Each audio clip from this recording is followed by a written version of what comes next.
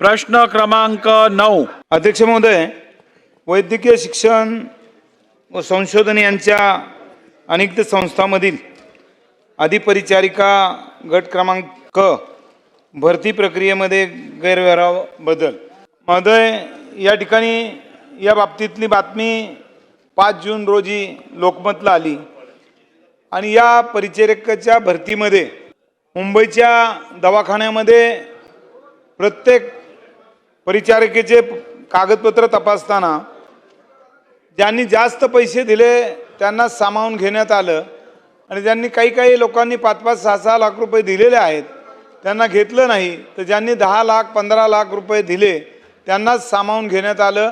अशी ही गैरव्यवहाराची बाब आहे. ही गैरव्यवहाराची उच्चस्तरीय चौकशी करणार का आणि जे दोषी आढळतील त्यांना योग्य ते शासन सरकार देणार का? गुड. असा स्पेसिफिक पॉइंटेड प्रश्न विचारत चला.